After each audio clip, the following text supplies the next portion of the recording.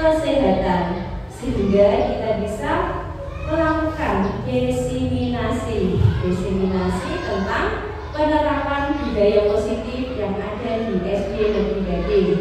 Yang kedua, sholawat serta salam marilah kita haturkan kepada Nabi besar, Nabi Agung, Nabi Muhammad SAW.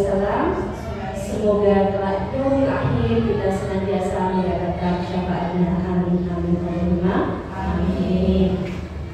Langsung saja Ibu-ibu, di sini saya akan sedikit berbagi pengalaman, memaparkan tentang penerapan budaya positif. Jadi di sini saya tidak bermaksud untuk menggurui panjenengan semua, tapi di sini saya hanya membagikan pengalaman saya sebagai calon dari guru penggerak angkatan 11 dari Kabupaten Berau.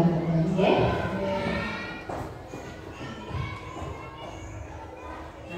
Di sini ada beberapa konsep yang ingin saya sampaikan. Yang pertama, perubahan paradigma belajar. Yang kedua, disiplin positif. Yang ketiga, nilai-nilai kebajikan. Yang keempat, kebutuhan dasar manusia.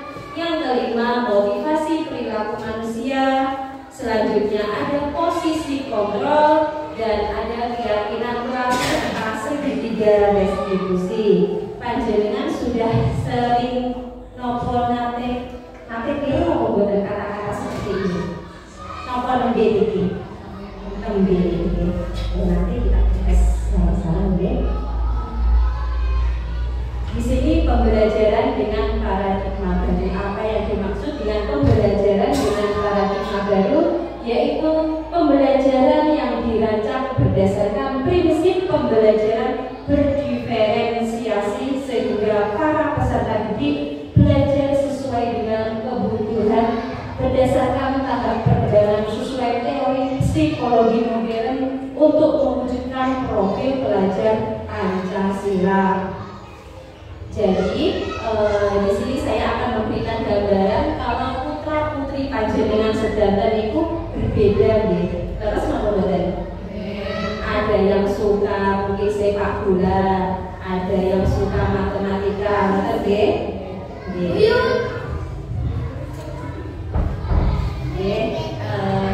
Tentunya ada juga yang misalnya anaknya ceria, ada juga yang anaknya pendiam, ngerti? Misalnya jenengan di sini ada nggak yang anaknya lebih dari satu? Ada. Kira-kira dua anak panjenengan itu berbeda atau sama karakternya? Berbeda. Terus cara memperlakukannya jenengan itu sama atau berbeda? Biasanya berbeda. Beda karakter itu beda perlakuan kita juga. Bukan berarti tidak adil, tapi kita menyesuaikan dengan kebutuhan anak tersebut. Yang kedua, di sini ada disiplin positif. Disiplin positif itu pendekatan penerapan disiplin diri anak tanpa hukuman dan hadiah.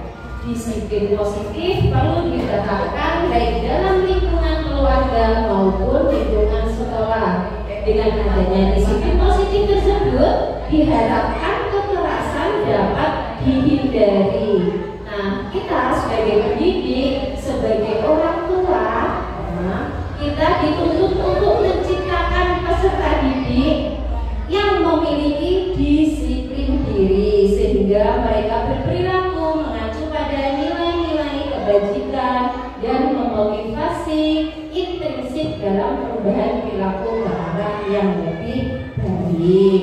Maksudnya seperti apa, Bu? Nah, jadi ketika di rumah anak panjenengan melakukan sebuah kesalahan atau jenengan putus, yuk tumbaske gula ning warung, dan panjenengan anak panjenengan mau aku males, terus panjenengan mau tak opai, biasanya kan kata gitu, mau tak opai deh. Kira-kira anak jenengan kurang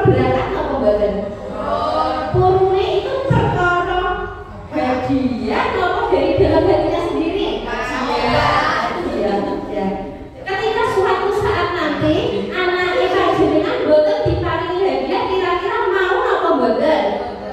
Boten. Nah. Nggih, terus nah, di sini tugasnya kita, tugasnya kita pendidik, terus tugasnya wali murid juga. Itu menerapkan disiplin positif dari dalam diri anak. Jadi piye yo carane anakku itu ben gelem tak suruh tapi tanpa hadiah, tanpa kekerasan. Dia muncul dari dalam hati nuraninya sendiri. Terus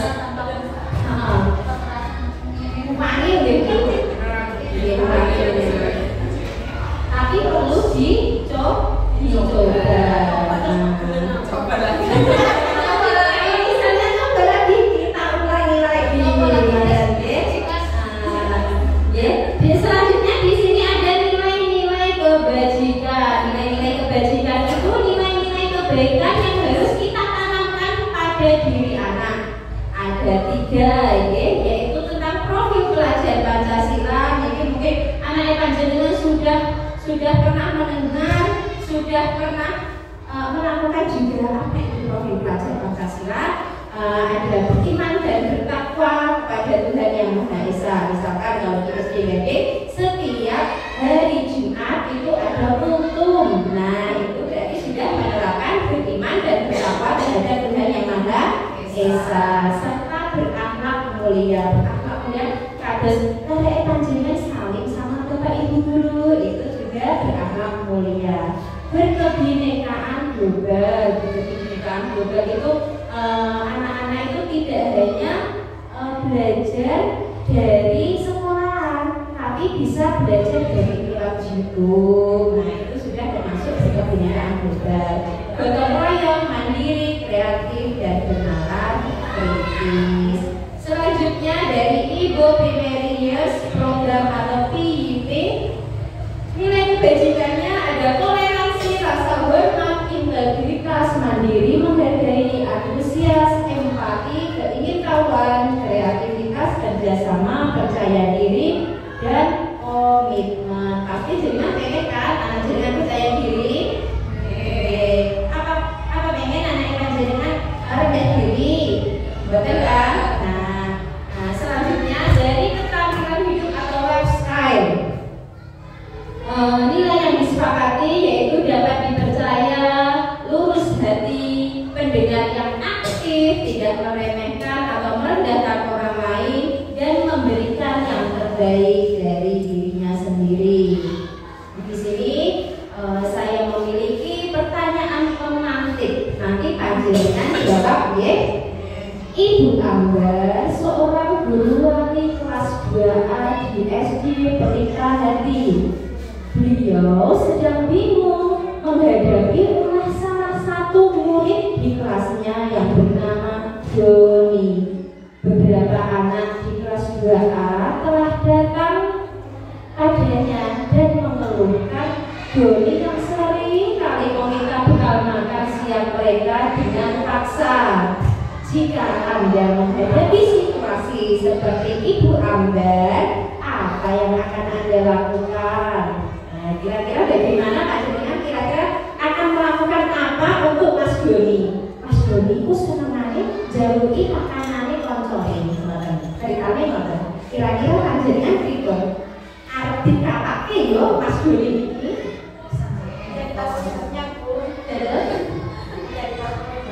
Mencari tali badannya perlu sarapan. Oke. Terus ada lagi?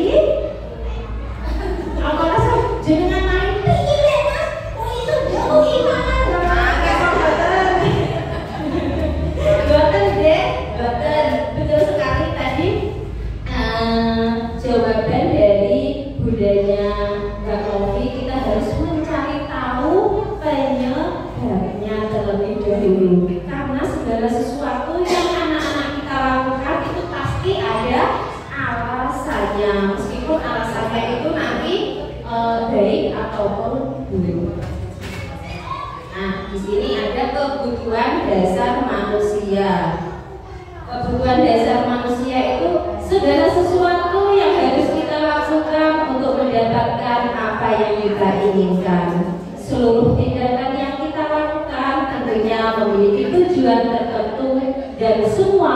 dan baik yang kita lakukan adalah dalam rangka agar kebutuhan dasar kita terpenuhi dengan baik.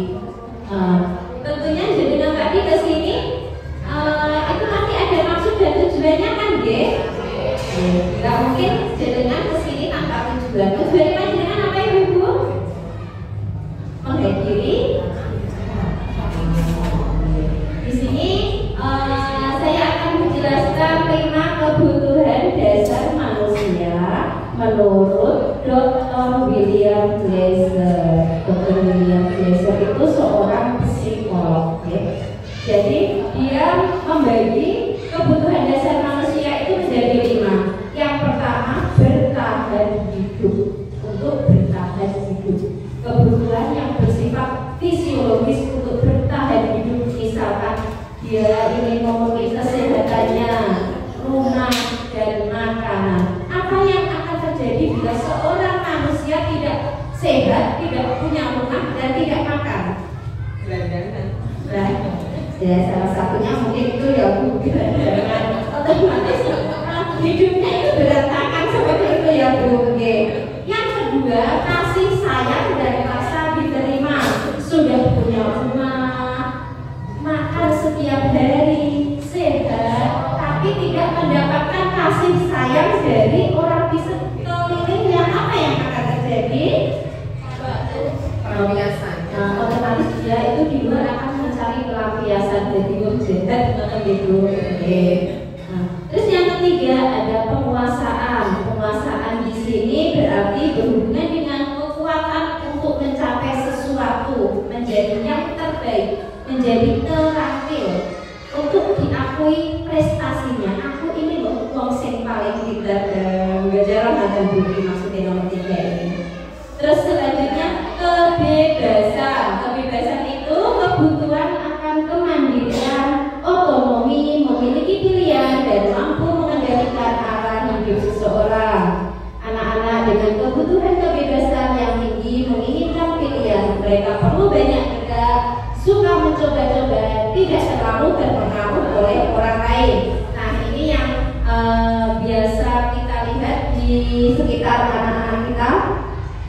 Biasanya anak-anak itu kalau disuruh lenggah 10 menit aja, itu mungkin apa meter? Itu berarti apa? Berarti kebutuhan dasarnya tidak terpenuhi karena dia pengen apa Bu? Pengen kebebasan.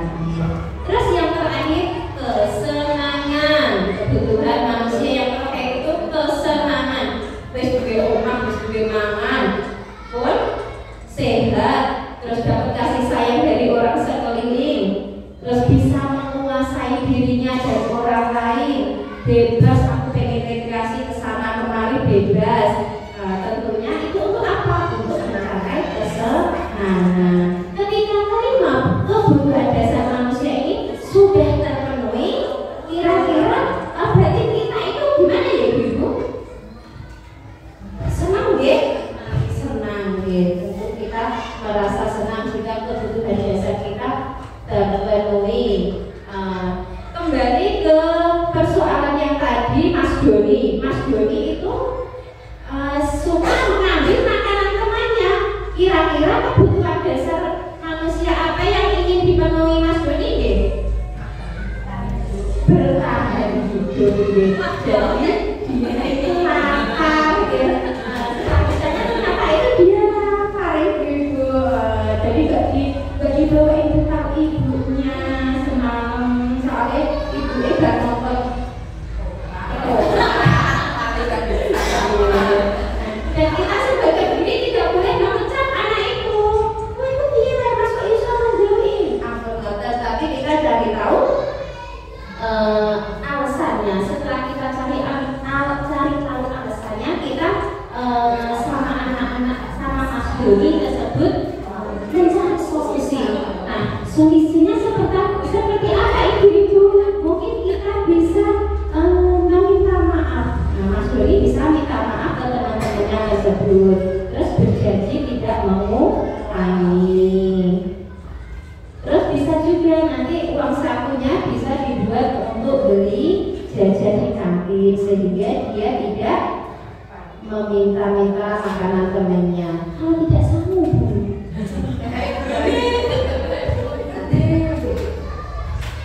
Ya.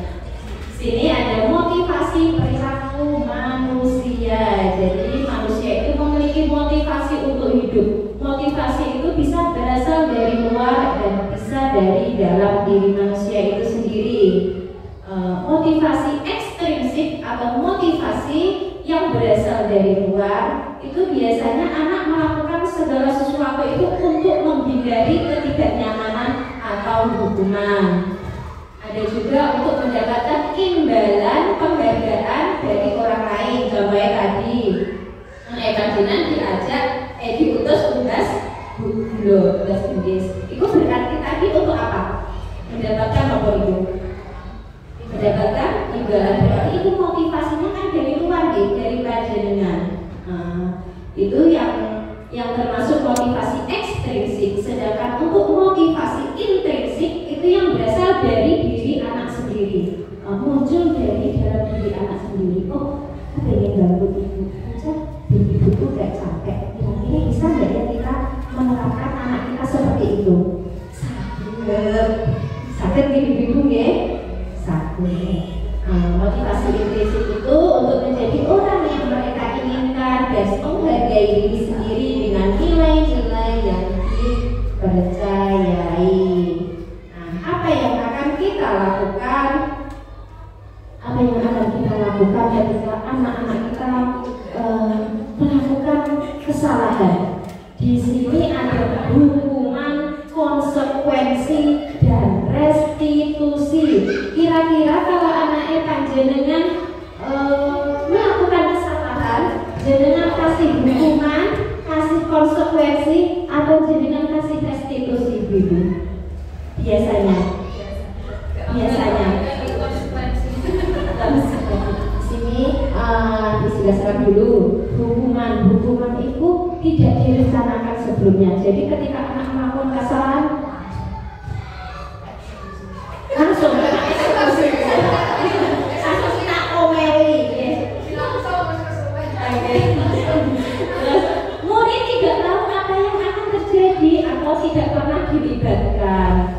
Pokoknya kita melakukan kesalahan, ayo Romo dan Desi pergi lapangan misalnya, terus bersifat satu arah maksudnya guru memerintahkan dan anak harus melakukan. Dan yang terakhir itu biasanya berupa fisik. Misalkan kalau anak kita nggak ngerjakan PR, disuruh apa? Dihukum di depan kelas, itu hukuman. Sedangkan konsekuensi itu biasanya sudah terencana dan disepakati sesuai aturan. Murid tetap dibuat tidak nyaman, sikap guru selalu memonitor murid. Konsekuensi di sini contohnya anak panjenengan tidak mengerjakan PR. Terus ibu dipanggil bu guru, Mbak, Mas, kenapa kok gak kerja PR? Lupa Bu, gak bisa Bu. Kemarin tidak hadir sekolah kok Bu. Mas, dengan kok mau teman Mas? Kita PR itu kewajiban mulai. Yowes, nak sampai sesuk kudu baleni itu itu namanya konsekuensi. Sok baleni itu konsekuensi. Sedangkan untuk restitusi yaitu proses menciptakan kondisi bagi murid untuk memperbaiki kesalahannya. Nah, contohnya, ketika anak panjenengan tadi tidak mengerjakan PR, guru tidak harus memecat atau memarahinya, tapi dipanggil. Kenapa tidak mengerjakan PR? Alasannya itu Bu, karena tidak ada yang marahi, misalnya tidak ada yang marahi. Oh, wadah. Dan terus kira-kira ada sekali masuk sampai harga kerja PPR terus betul lagi. Nah kira-kira pengen kerja PR bentuknya gini ya Mas. Nah, anak itu bisa belajar mungkin kita belajar kelompok ya Bu. Oh les ya Bu. Nah, jadi anak itu mencari jawabannya sendiri. Itu namanya restitusi. Tapi saya yakin mungkin panjenengan yakin untuk menerapkan restitusi itu tidak mudah. Pasti yang ada di benak panjenengan pasti yang ada di nomor 1, ya. Nah, tapi ini sudah tidak berlaku untuk anak-anak kita, ibu-ibu. Sebisa mungkin kita harus menerapkan konsekuensi atau restitusi, karena akibat dari hukuman itu akan mempengaruhi psikis anak panjenengan. Nah, anak panjenengan amin diomeli terus, amin diseneni terus, kira-kira apa yang akan terjadi? Dia akan semakin membangkang, akan membangkang. Wis orang ngerti aturan lah pokoknya. Terus ketika dia mendapatkan hukuman fisik, dia itu pasti akan terngiang-ngiang di otaknya sekitar 20-30 tahun yang akan datang. Itu anak itu masih membekas ingatannya. Aku dia tahu dijewer ibuku ini, kudune aku belum melakukan hal yang sama kepada anakku. Panjenengan jadi berubah. Kira-kira rela nggak putri panjenengan dijewer ibuke? Dua terbuka. Padahal itu kan dari diri kita sendiri loh awalnya. Nah, di sini ada 5 posisi kontrol. Kontrol itu ada penghukum, sebagai teman, sebagai pembuat rasa bersalah, sebagai pemantau, dan sebagai manajer. Yang jenengan lakukan, yang kami lakukan itu kan sebagai penghukum. Oke, langsung memarahi anak itu namanya penghukum. Nah, sebagai teman itu kita ajak anak kita ngobrol. Iya mas, aku ngeten itu sebagai teman. Nah, pembuat rasa bersalah seperti apa Bu? Seperti pembuat rasa bersalah itu, ya kan, kita memperlakukan anak itu dengan, ya kan, ya Allah, kalau ibu tuh mas, kalau nangis-nangis nonton, nah itu membuat rasa bersalah. Sedangkan untuk pemantau itu ketika kita melihat anak didik kita melakukan kesalahan, selain kita mencarikan solusi, kita juga mantau bocah itu mau itu turun ya wes berperilaku lebih baik dari sebelumnya atau belum ya, itu pemantau. Manajer juga kurang lebih seperti itu. Oke, di sini ada penjelasannya, bisa kita baca sama-sama. Nah, untuk 5 posisi kontrol ini Bapak Ibu, yang harus kita hilangkan dalam diri kita yaitu sebagai seorang penghukum. Ini harus kita coret nih. Harus kita baca. Jadi ketika anak kita bersalah, yang harus kita lakukan mungkin ada 4 ini. Ada pembuat rasa bersalah, sebagai teman, pemantau, atau manajer. Syukur bisa jadi manajer, tapi ini mungkin sulit untuk dilakukan. Tapi kita tidak akan tahu hasilnya kalau kita tidak pernah mencobanya. Keyakinan kelas. Nah, ini keyakinan kelas itu kalau panjenengan dulu sekolah itu ada peraturan kelas. Apa bedanya peraturan kelas dan keyakinan kelas? Kalau peraturan itu yang membuat gurunya, sedangkan untuk keyakinan kelas, nilai yang dipegang suatu kelompok atau komunitas dalam konteks pendidikan mencakup komitmen untuk saling menghormati, bekerja sama, tanggung jawab, berusaha maksimal, dan mendukung pembelajaran aktif. Keyakinan ini menciptakan lingkungan yang positif dan kondusif untuk pertumbuhan bersama. Untuk membuat keyakinan kelas itu, ini anak-anak bersama guru bersama murid, gawe kesepakatan kelas, membuat keyakinan kelas. Nah, anak-anak kira-kira kalian itu pengen kelas yang seperti apa ya? Anak ada seperti itu. Itu Bu, saya pengen nggak berisik. Nggak berisik Bu kalau belajar. Terus saya pengennya itu kelas kita bersih Bu. Nah, berarti keyakinan kelas kita apa? Peraturan kelas kita apa? Oh, menjaga kebersihan. Sponsor lewat.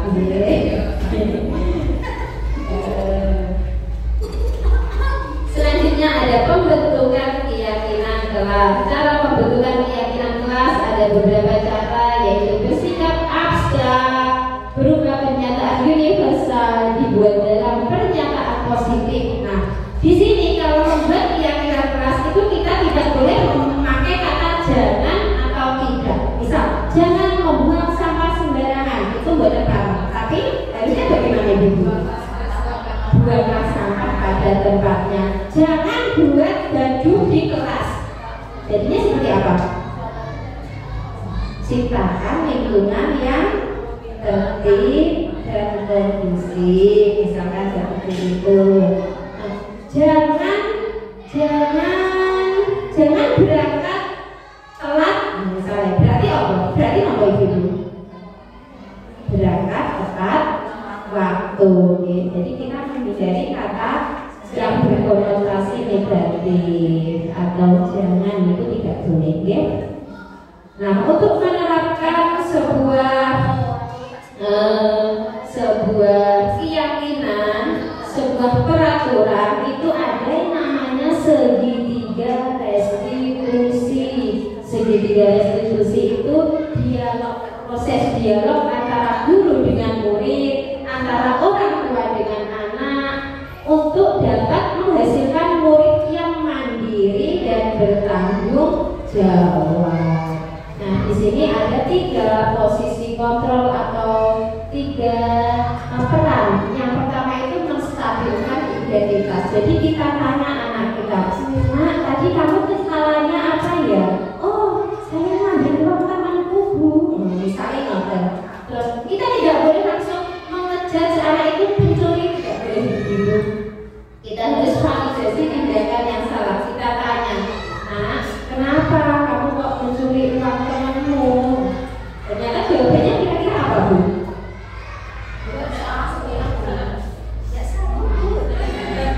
Terus apa malah itu? Uangnya habis. Oh iya, uangnya habis buat pemesanan di rumah. Oh gitu, jadi kamu lapar ya? Kita tanya seperti itu maksudnya divalidasi tindakan yang salah. Mungkin kalau ibu lapar itu juga akan melakukan berpikiran, tapi hal itu kan tidak baik, ya. Nah, kalau hal itu tidak baik, tentunya kita harus ingat dengan kesepakatan kelas atau keyakinan kelas kita itu apa. Oh, ternyata keyakinan kelas kita bersikap jujur dan tidak mengambil barang orang lain. Ulang satu slide lagi dulu. Ada 3 langkah segitiga restitusi. Yang pertama menstabilkan identitas, yang kedua validasi tindakan yang salah, dan yang ketiga menanyakan keyakinan kelas. Nah, untuk menstabilkan identitas di sini ada beberapa pertanyaan. Contohnya, "Nak, halo, Nak, di sini tidak ada manusia yang sempurna, tidak ada manusia yang tidak pernah salah." Nah, itu misalnya kata-kata kita ke anak kita seperti itu. Tapi kita pasti kan punya alasan kan? Kita pasti bisa menyelesaikan permasalahan kita kan? Itu maksudnya ini menstabilkan identitas. Yang kedua, validasi tindakan yang salah. Validasi tindakan yang salah ini kita menanyakan alasan kenapa anak-anak kita melakukan penyimpangan, melakukan kesalahan. Nah, itu maksudnya divalidasi tindakan yang salah. Dan yang ketiga, menanyakan keyakinan. Menanyakan keyakinan itu aturan. Berarti kamu sudah melanggar keyakinan kelas kita apa? Kamu berarti itu ya sudah melanggar peraturan. Kalau sebenarnya dipilih peraturan, tapi sekarang namanya keyakinan. Ibu-ibu kalau di rumah kira-kira punya peraturan sendiri nggak sama anak-anak jenengan? Ada? Ada. Kira-kira peraturan itu jenengan buat sendiri atau bersama anak? Kalau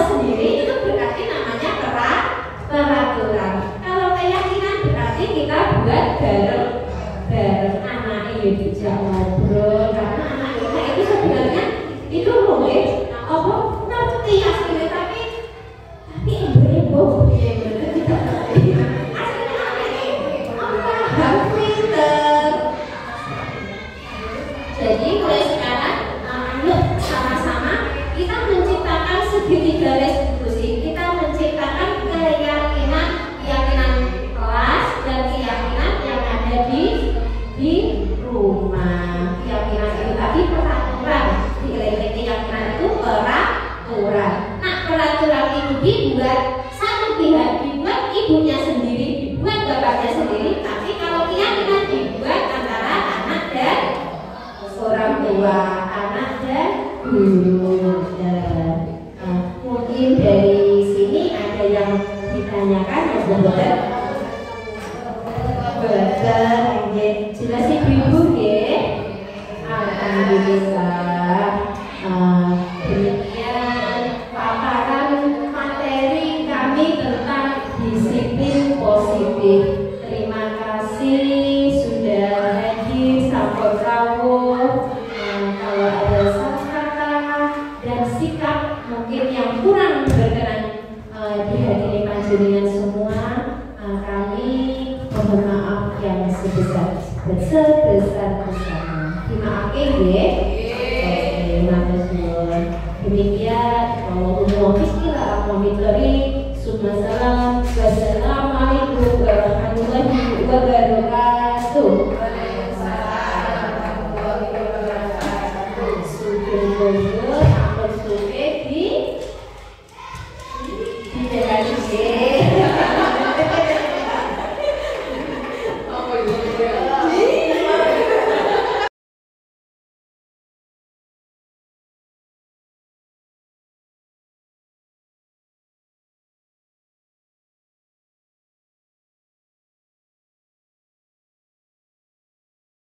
Assalamualaikum warahmatullahi wabarakatuh. Waalaikumsalam warahmatullahi wabarakatuh.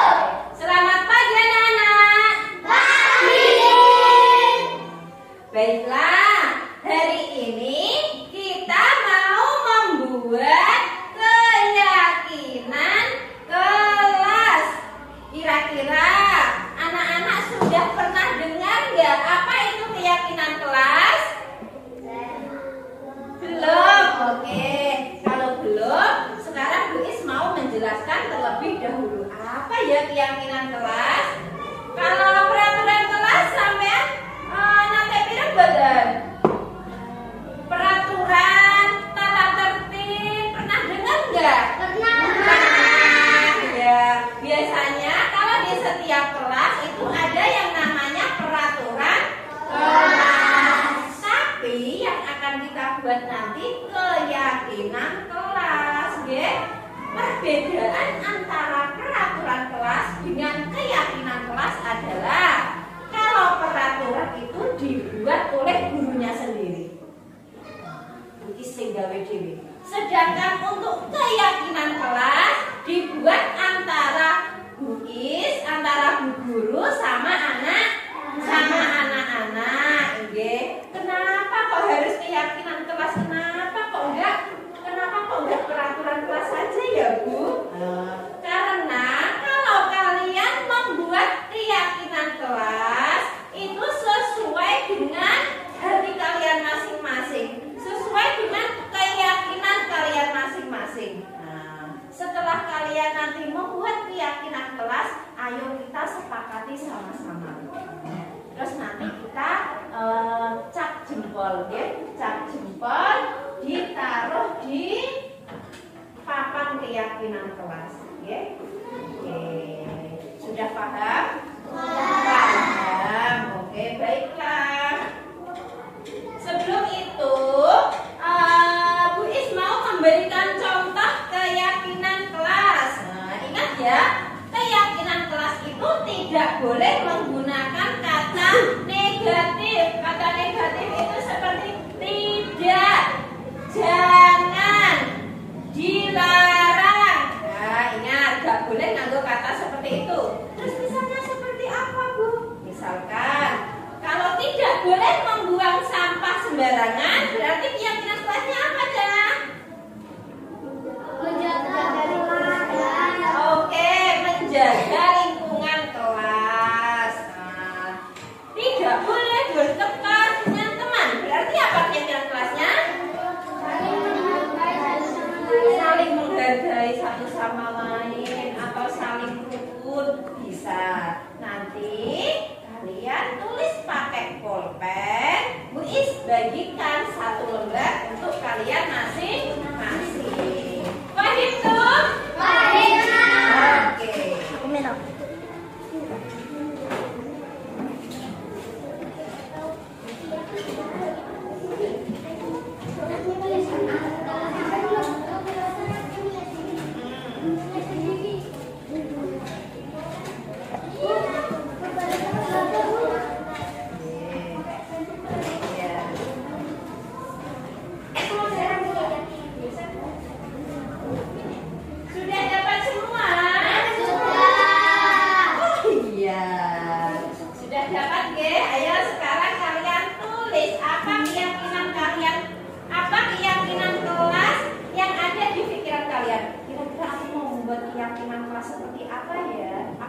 kelasku itu seperti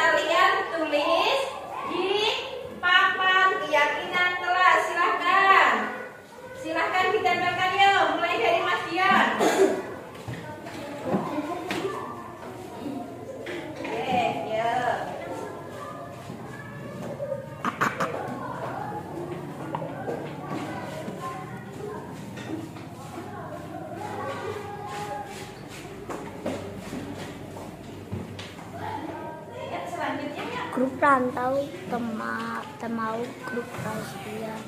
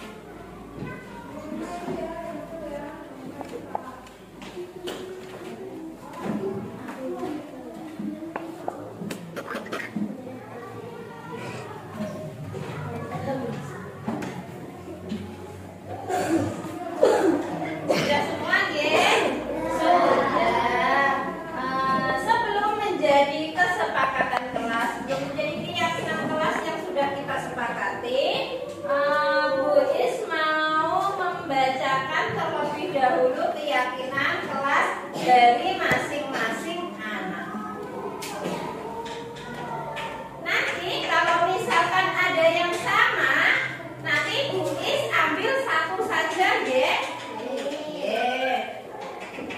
Yang pertama, saling menghargai satu sama lain. Oke. Saling menghormati sesama teman. Berarti sama, ya?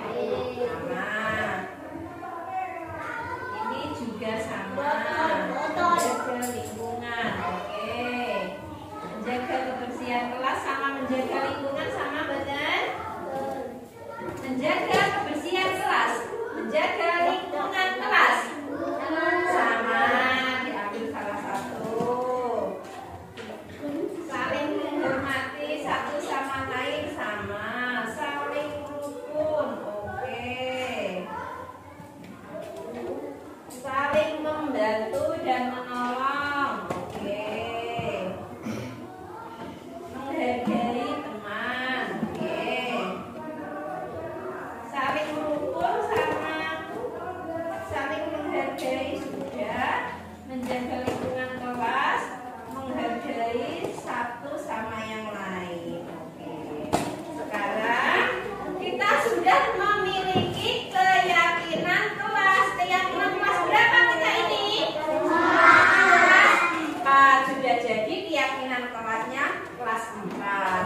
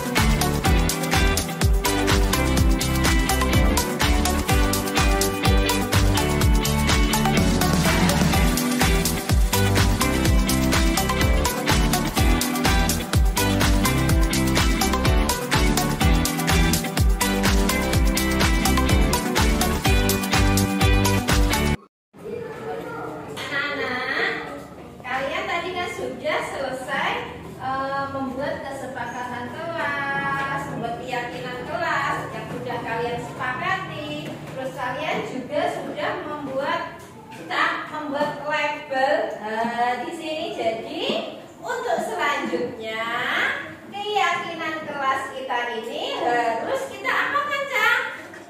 Lakukan. Harus kita lakukan, betul. Nah, jadi kita memiliki kewajiban, kita bertanggung jawab untuk meyakini kesepakatan kelas, ya. Oke. Selanjutnya kalian boleh istirahat. Oke.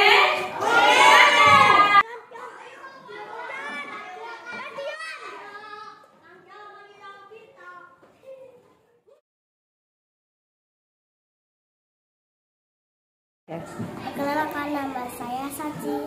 Saya kelas 4 di SDN Gading. Saya Dio. Saya kelas 4 di SDN Gading. Nama saya Alia. Kelas 4 dari SD Negeri Gading. Perkenalkan, nama saya Dion di kelas 4 di SDN Gading. Perkenalkan, nama saya Dina, kelas 4 SDN Negeri.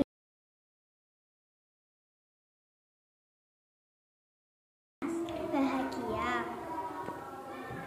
Gembira, senang sekali, senang, suka,